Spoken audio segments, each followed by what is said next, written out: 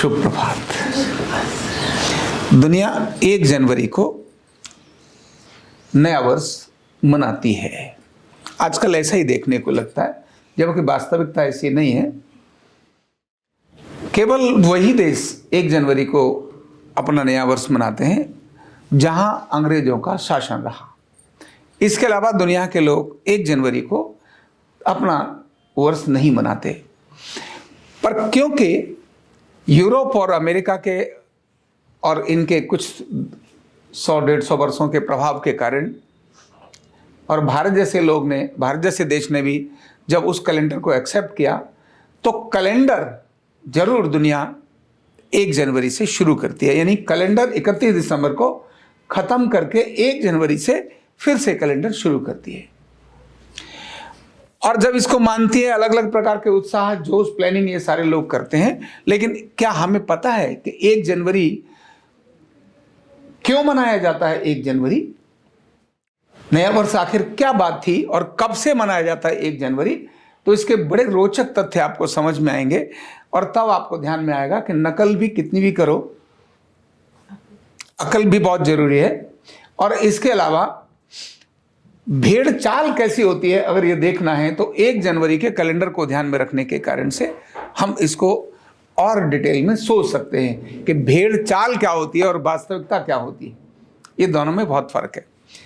ऐसे तो अपने उत्साह के लिए, अपने जोश के लिए, अपनी योजनाओं के लिए कभी भी कोई व्यक्ति स्टेप देता है तो एक नया साल डिसाइड करता है। मान लो अभी अंग्रेजी नया साल 2024 अभी खत्म हो रहा है और अब 25 शुरू होगा अंग्रेजी नया साल, यानी कैलेंडर बदलेगा। और हमारे जितने काम अभी भारत में हैं जो आज के समय पर हो रहे हैं, आज के समय वो काम जो आज के विज्ञान से जुड़े हैं, जैसे व्यावसायिक आज के काम अगर मैं देखूं तो टिकट करनी है तो वो डेट जनवरी की आएगी।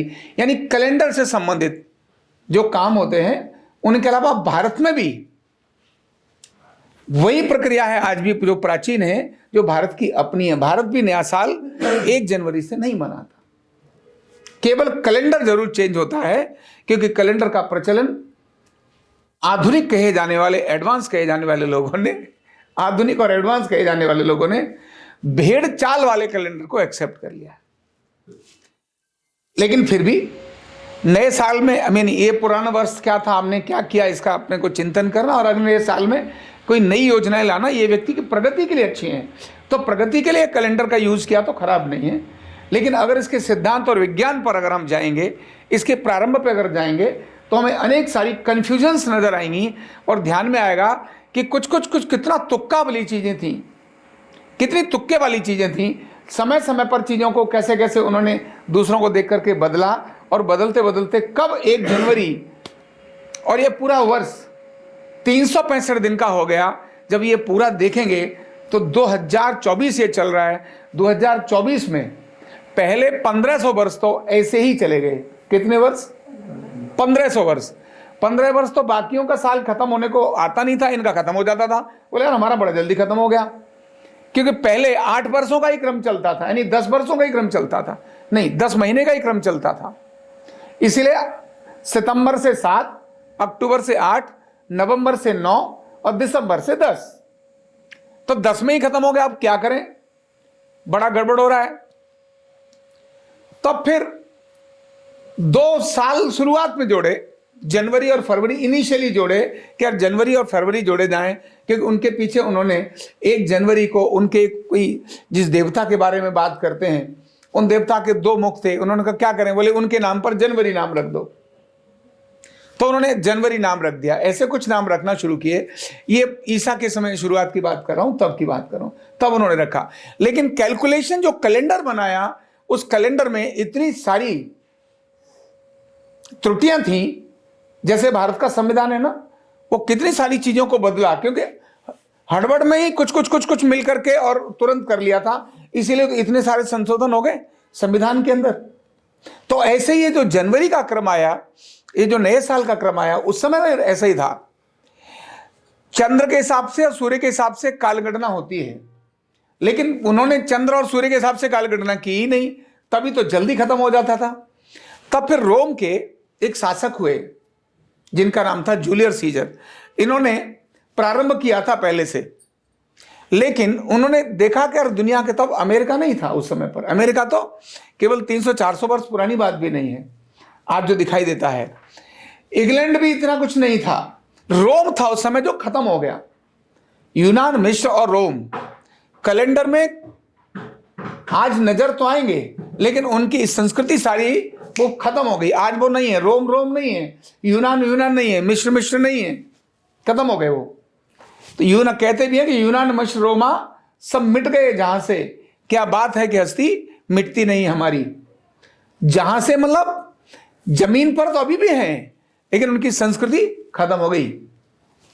तो ये जो कैलेंडर जब आए तो उस समय पर जिन्होंने देखा कि यार अभी भी कैलेंडर्स में गड़बड़ी हो रही है, बाकियों के कैलेंडर्स चलते हैं, हमारे कैलेंडर खत्म हो जाते हैं, क्योंकि भारत को छोड़कर दुनिया में तब अलग अलग प्रकार से नया साल लोग मनाते थे, अलग अलग तरह से मनाते थे।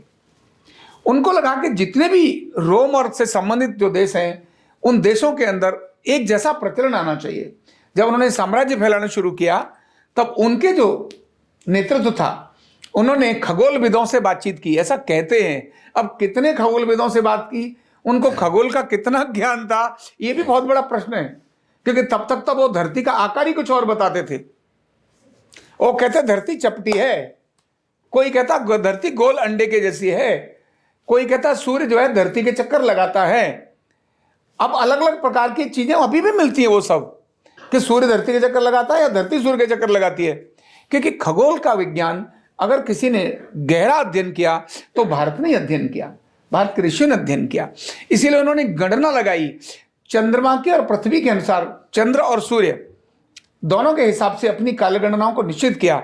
सूर्य जो है भारत का प्रमुख ग्रह है, भारत का प्रमुख ईष्ट है, भारत का प्रमुख केंद्र है सूर्य। तो जितनी सारी परंपराएं आती हैं वो सूर्य के हिसाब से चलती हैं। चंद्रमा और सूर्य, क्योंकि शरीर चंद्रमा की कलाओं से चलता है, स्त्रियों के जो मंथली साइकिल है वो चंद्रमा की कला से आते हैं। यह भारत ने हजारों वर्ष पहले शोध कर लिया था कि स्त्रियों का जो मुख्य ग्रह है तो वो चंद्र है, पुरुषों का मुख्य ग्रह कौन है तो वो सूर्य है। तो क्योंकि चंद्रमुखी इसीलिए कहते हैं, स्त्री को चंद्रमुखी कहते हैं, मतलब इसीलिए कहते हैं चंद्र, क्योंकि वो चंद्रमा से ही संचालित है। आपस का एक बहुत बड़ा संबंध है। ये सारा संबंध वो सब नहीं जानते थे, तो कैलेंडर बनाना शुरू किया। तो उस समय पर जब ये खत्म होने को आगे जल्दी खत्म हो जाते थे, तो जुलाई और अगस्त ये दो नाम और जोड़ दिए। इसीलिए इनको इन दो का नाम और जोड़ दिया, जुलाई को और अगस्त को। तो 7वां जो महीना था सितंबर, तो उससे पहले जुलाई और अगस्त ये 2 महीने और बीच में जोड़ करके उन्होंने कहा लो अब बाकियों के 12 महीने के होते हैं, हमारा भी 12 महीने का हो गया।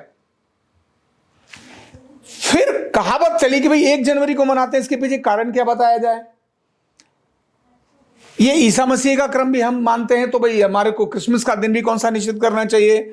तो ये निश्चित करते हुए उन्होंने फिर तब इन्होंने जो अगस्त थे, जूलियस सीजर थे, इन्होंने कुछ प्लानिंग करी और उन्होंने कहा रोम के शासक ने कि 25 दिसंबर को हम ईसा मसीह का दिन मनाएंगे। 1 जनवरी इसीलिए मनाएंगे क्योंकि ये सबसे छोटा दिन होता है, लेकिन वास्तव में 1 जनवरी सबसे छोटा दिन, 31 दिसंबर सबसे छोटा दिन नहीं होता, और ना ही 25 दिसंबर भी छोटा दिन नहीं होता। कहते हैं ना 25 दिसंबर और बड़ा दिन, क्या बोलते हैं, नाम उल्टा है, दिन सबसे छोटा लेकिन बोलते क्या है उसको, बड़ा दिन। मतलब आज तक आपने सोचा है कि 25 दिसंबर को बड़ा दिन क्यों कहते हैं? जब दिन बड़ा है, क्या रात बड़ी है, तो बड़ा दिन कैसे हो गया? फिर उल्टी बात कैसे हो गई? सीधी बात होनी चाहिए थी भाई, छोटा दिन कहते तो समझ में आता, लेकिन ऐसा नहीं हुआ। तो न 25 दिसंबर को छोटा, भारतीय कालगणना कहती है 25 दिसंबर को छोटा दिन नहीं होता। मकर संक्रांति जो लोहड़ी का दिन होता है, मकर संक्रांति का दिन होता है, जिस दिन संक्रमण होता है ग्रहों का, जिस दिन ग्रहों का परिवर्तन होता है, संक्रांति से परिवर्तन होता है, वही सबसे छोटा दिन होता है। उन्होंने अलग अलग कल्पना की कि उन दिनों में सूर्य जो है धरती के सबसे निकट होता है। मतलब जो बातें बोली वो आज के समय वो सब सत्य नहीं होती हैं। लेकिन ये सब सत्य न होने के बाद भी कितना बड़ा जबरदस्त लोगों के दिमाग पर एक अंधकार छाया कि नया वर्ष, जब कुछ भी नया नहीं है, केवल कैलेंडर को छोड़कर कुछ भी तो नया नहीं है, सब तो ठंड में सिकड़े हुए हैं। यानी 25 दिसंबर जनवरी पूरा ठंड के मारे एक जैसा तेज रहता है, और पूरे भारत में नहीं, पूरे अगर देखें यूरोप के अंदर भी ऐसा ही रहता है, ठंडा रहता है। फिर भी 1 जनवरी को सारी दुनिया अपना नया वर्ष घोषित करती है। कैलेंडर चेंज करने के लिए या यूरोप के देशों के लिए तो हो सकता है, भारत के लोग भी इस प्रचलन में दौड़ पड़ते हैं। ये बड़ा अजीब सी बात है। कहते हैं हम बड़े वैज्ञानिक हैं और अवैज्ञानिक को अपना मान करके आगे बढ़ रहे हैं। कौन सा विज्ञान है? विज्ञान है जो चंद्रमा, जब विज्ञान का मतलब ग्रहों का अध्ययन कर रहा है, तो ग्रहों का अध्ययन करने के लिए 1 जनवरी कैसे नया वर्ष हो गया? 25 दिसंबर से लेकर 1 जनवरी तक ये जिस प्रकार का मनाया जाता है, भारत के लोग जिसको मनाते हैं, भारत के लोगों को सही दिवस मनाया जाना चाहिए, मनाते ही हैं, मनाया जाना भी चाहिए। क्यों? गुरु के पुत्रों का बलिदान इस समय पर हुआ था। तो ये समय सेलिब्रेशन का नहीं, ये समय अपने पूर्वजों को स्मरण करने का होता है कि ये शहीदी दिवस, शहीदी दिन है, इनको उस प्रकार से मानना चाहिए। तो भारत के लोग भी उसी प्रक्रिया में चले जाते हैं, जबकि उसका विज्ञान कुछ और है, उसके पीछे तथ्य कुछ और हैं जो वास्तविकता से बहुत परे हैं। तो 1 जनवरी का क्रम भारत के लिए नया वर्ष नहीं है। भारत के लिए नया वर्ष कब है? चैत्र शुक्ल एकम, चैत्र शुक्ल एकम, चैत्र के महीने की पहली तारीख, ये भारत के लोगों के लिए नया वर्ष है। क्यों? उन दिनों में ऋतु परिवर्तन होता है। इस समय सिर्फ कैलेंडर परिवर्तन होता है, उस समय ऋतु परिवर्तन होता है। चैत्र के महीने में सर्दी से होकर गर्मी की तरफ हम चले जाते हैं। जो प्रकृति है वो भी अपना रूप बदलती है। प्रकृति उस समय अपने जो आजकल देखो, वृक्षों को देखो, पौधों को देखो, वो एक ही तरह के नजर आएंगे। लेकिन जैसे ही चैत्र का महीना आएगा, पत्ते जो वृक्ष हैं वो अपने पत्तियां चेंज करना शुरू हो जाएंगे, मौसम के अंदर डिफरेंट सुहावनापन आ जाएगा। यानी प्रकृति बदलती है, भारत की सारी रीति रिवाज उस समय बदलती हैं। अच्छे नए काम तब से, संक्रांति से ही नए काम शुरू होते हैं, लेकिन चैत्र के महीने से बहुत बड़े नए काम होते हैं। उस समय साधना करते हैं, संकल्प लेते हैं, नवरात्रि की उपासना करते हैं। लेकिन 1 जनवरी पर रात को धूमधाम करते हैं, दारू पीते हैं, मस्ती करते हैं, जो कुछ करना होता है और दंग वो सब करते हैं।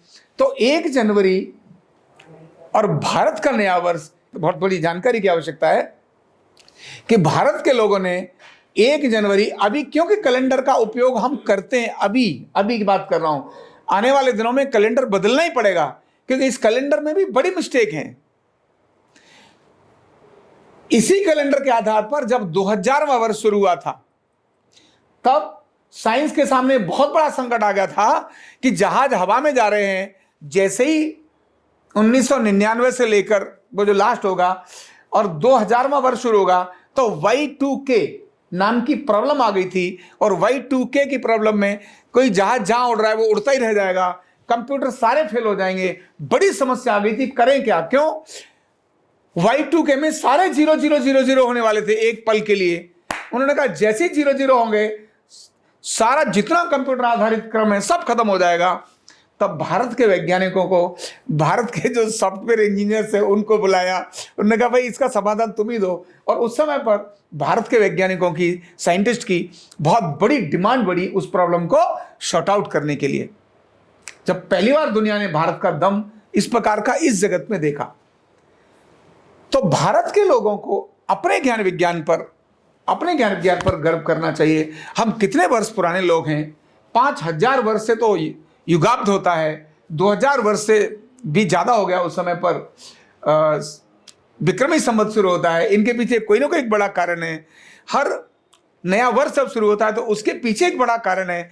तो भारत के लोगों को भेड़ चाल होने की जगह अपने ज्ञान को समझना चाहिए और सामने वाले ज्ञान को भी समझना चाहिए कि आखिर 1 जनवरी से हम कैलेंडर जो चेंज कर रहे हैं उसके पीछे आधार क्या है। जब हम दोनों को समझेंगे तब हमें ध्यान में आएगा और हमें गर्व होगा कि हम भारतीय लोग वास्तव में श्रेष्ठ हैं। भारत के लोग कुछ भी तुक्के से नहीं चलते, नकल से नहीं चलते। भारत के लोग वास्तव में विज्ञान से चलते हैं, भारत के लोग वास्तव में धर्म से चलते हैं, भारत के लोग वास्तव में वास्तविकता से चलते हैं।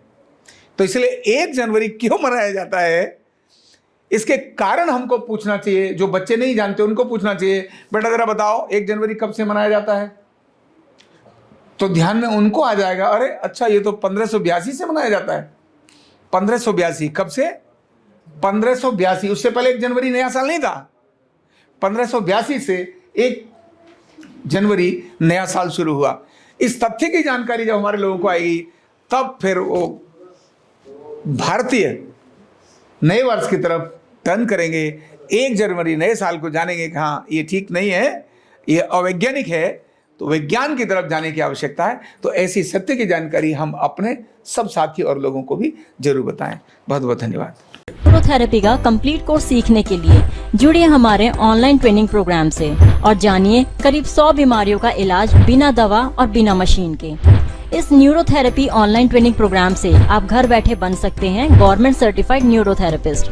रजिस्ट्रेशन के लिए नीचे दिए गए नंबर पर अभी कॉल करें और हाँ, हमारे वीडियो को लाइक करना, शेयर करना और चैनल को सब्सक्राइब करना बिल्कुल भी ना भूलें। धन्यवाद।